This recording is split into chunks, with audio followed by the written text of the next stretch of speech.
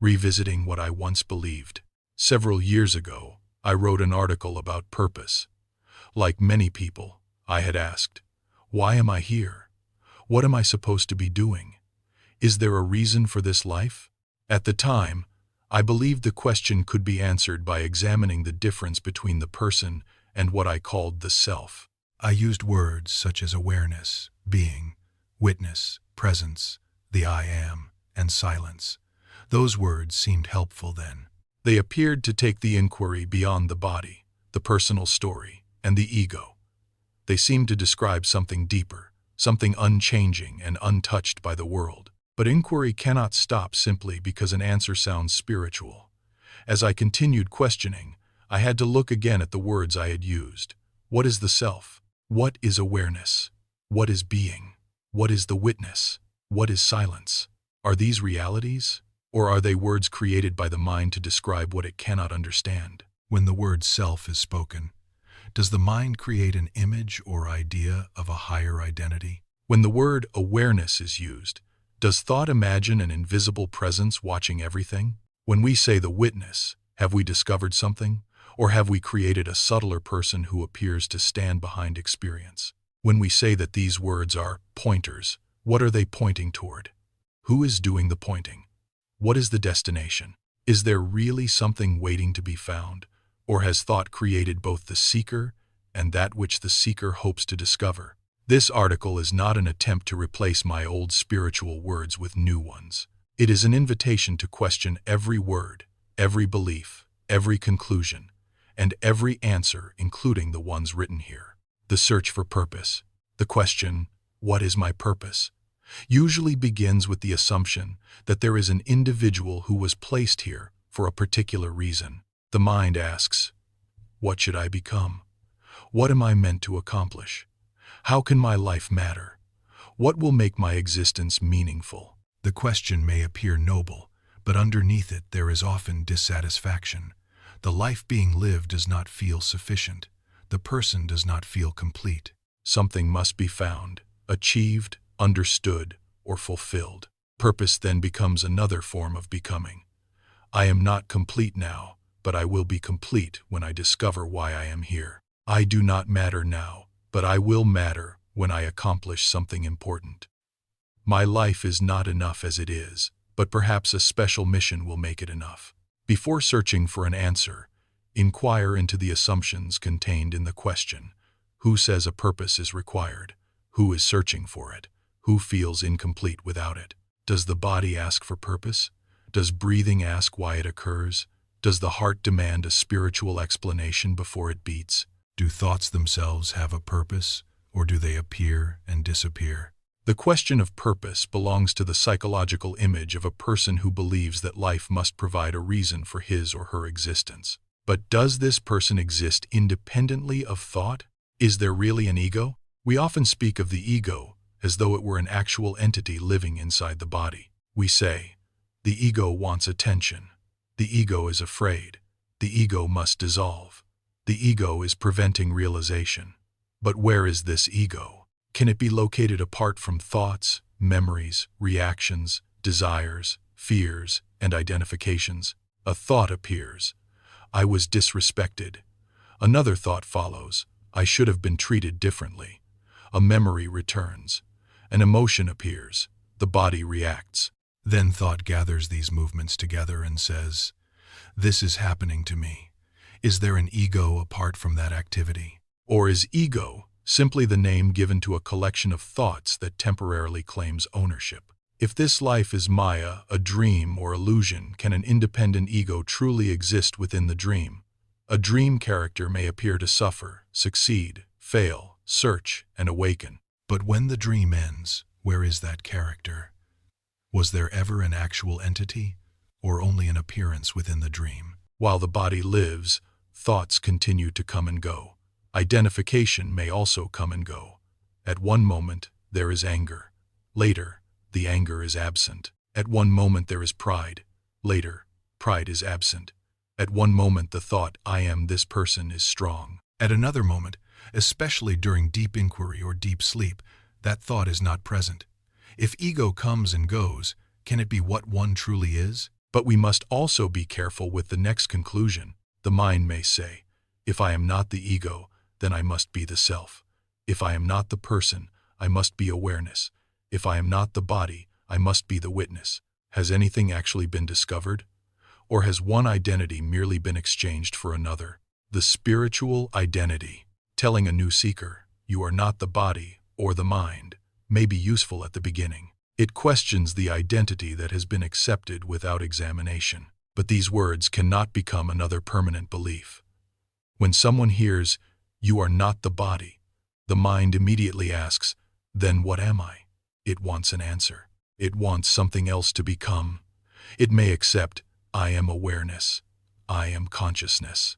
I am the eternal self. I am the silent witness. The personal identity has now become a spiritual identity. The clothing has changed, but has the movement of identification ended? There is still an I claiming to be something. Previously it said, I am this body. Now it says, I am awareness.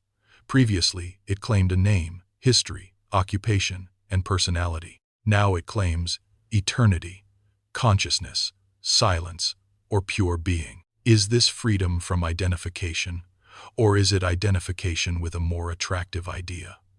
The words may sound sacred, but they remain words. They were learned. They were remembered. They were repeated. They were formed by thought. Can thought describe what is not thought? Can the mind make a statement about what is beyond the mind without turning it into another object of knowledge? If the mind has anything to do with the conclusion, that conclusion must be questioned. Is there a witness? Many spiritual teachings encourage the seeker to become the witness. Watch the thoughts. Observe the emotions. Notice the body. Remain detached from what appears. This may help loosen immediate identification with thought. Anger can be noticed without automatically becoming my anger. Fear can be observed without instantly being accepted as truth. But inquiry must continue. Who is witnessing? Is there actually a witness separate from what is witnessed? When a thought appears and is noticed, does that prove the existence of a hidden observer? Or does thought later say, I observed that thought? The word witness can cause the mind to create a subtle entity, an invisible watcher located somewhere behind the eyes or within the body. That imagined watcher may feel quieter than the personal ego, but it can still become a form of identity. I am the one watching. I am the observer. I am the knower of experience. Who is this I? Can the witness be found? Does the witness have a shape, location, boundary, age, or history? If none of these can be found, why give it a name? The moment we name it, the mind has something to grasp. The word becomes an image. The image becomes a belief. The belief becomes an identity. Then the seeker protects the new identity by saying, the word is only a pointer. But what does it point to? Can the destination be separated from the word? Who stands apart from it and performs the pointing? If nothing can be located, known, or described, why create the idea that the word is leading somewhere? Perhaps calling spiritual words pointers allows us to avoid questioning them completely. The words are not the truth. They are words. Nothing more needs to be added. What is awakening? Another word that must be questioned is awakening. Who awakens? What was asleep? Does a body within the dream recognize that life is a dream and then become awakened? If the recognition occurs, but the dream continues, what exactly has ended? The body still experiences hunger, fatigue, pleasure, pain, illness, aging, and eventually death. Thoughts may still arise. The world continues to appear. Relationships continue. Responsibilities continue. The dream has not ended merely because a thought says, this is a dream. Perhaps there is recognition. Perhaps there is less attachment. Perhaps thoughts are no longer believed in the same way. But why call this awakening? Does the word create an awakened person? Does it produce another identity that says, I have awakened?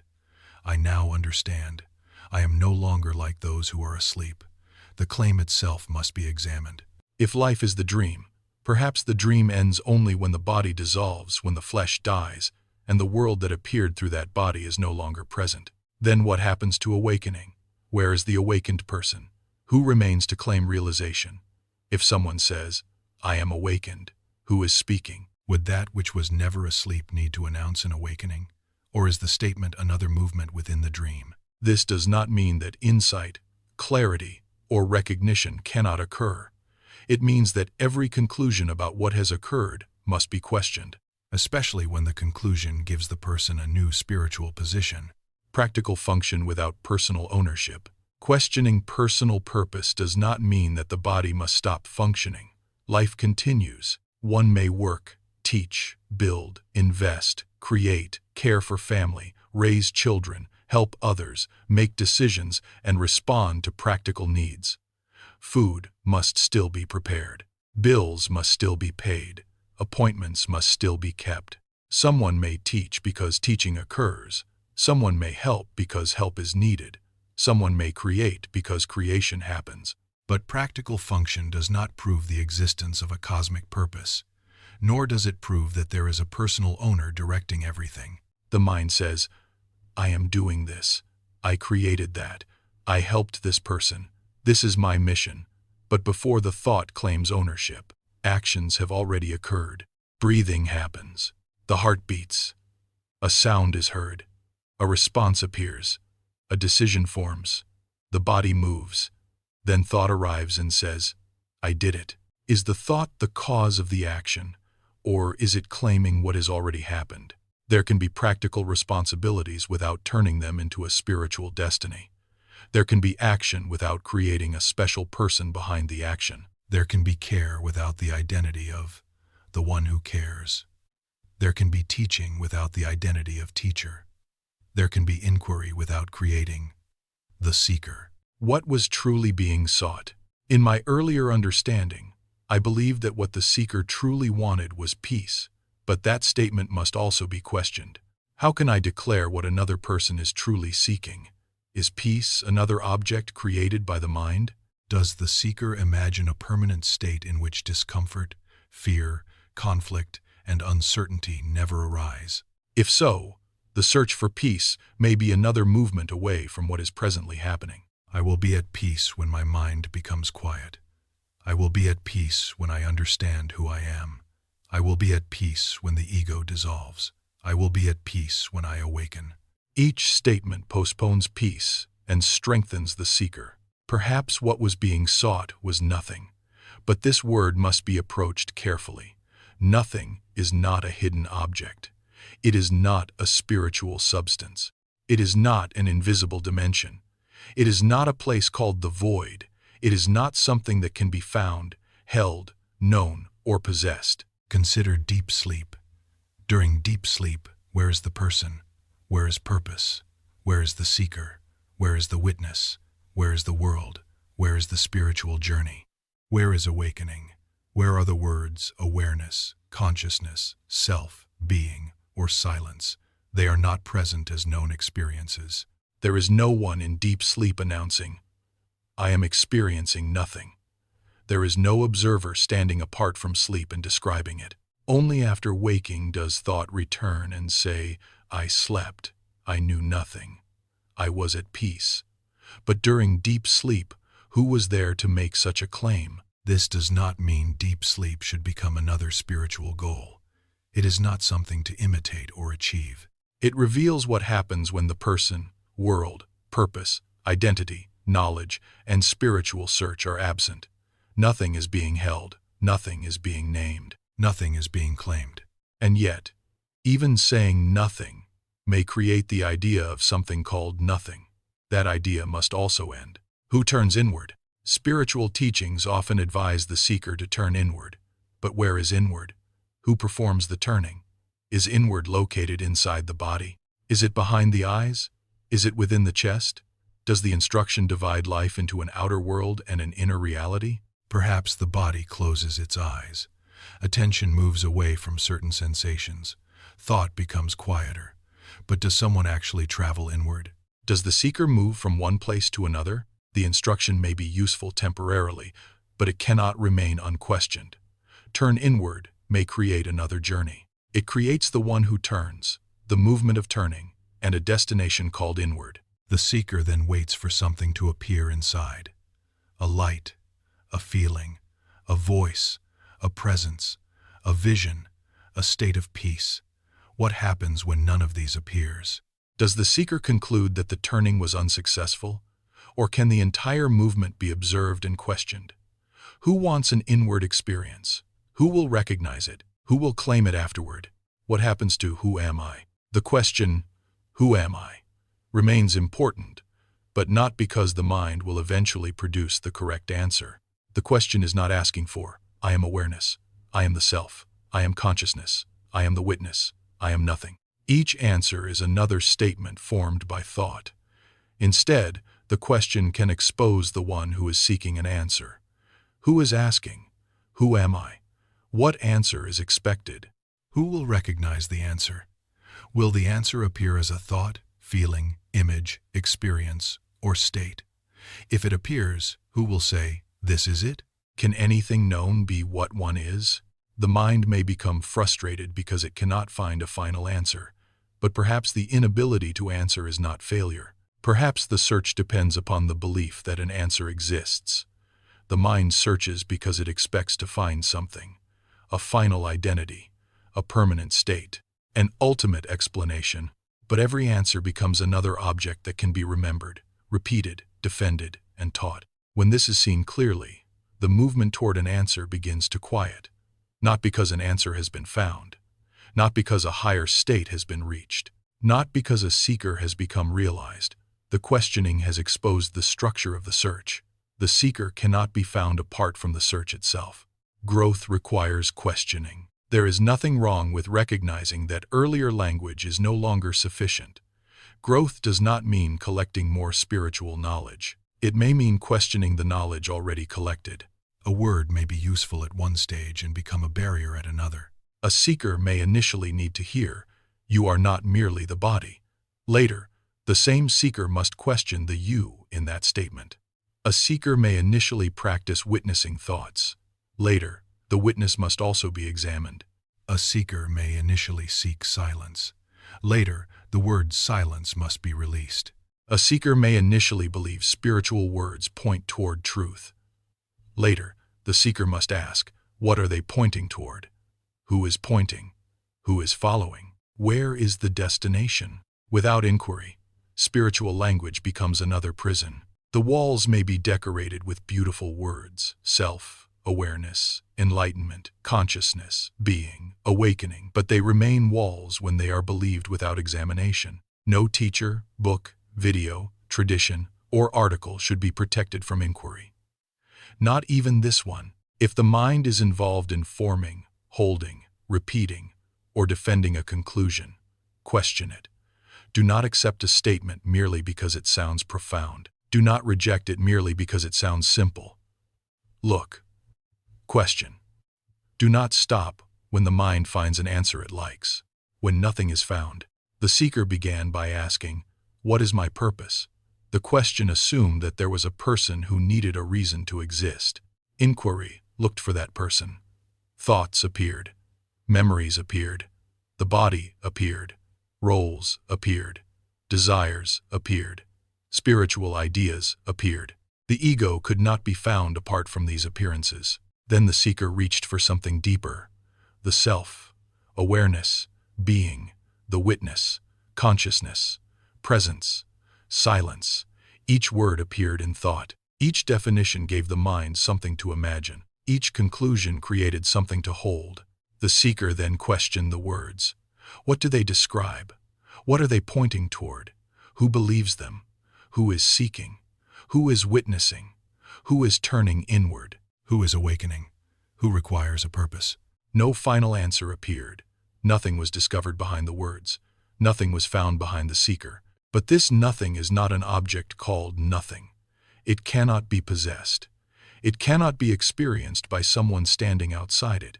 It cannot become a teaching or identity. The seeker sees there is nothing to find, nothing to become, nothing to name. The search becomes quiet. Sound may continue. Thoughts may still appear. The body may move. Life may continue exactly as it does. Yet the demand for a final answer is absent. One may call this silence, but silence is another word. It does not mean merely the absence of sound. It describes the quietness that appears as inquiry ends the struggle to know, define, possess, and become. Then even the word silence is unnecessary. There is no conventional final answer. There is no conclusion for the seeker to carry away. There is nothing, and nothing need be added.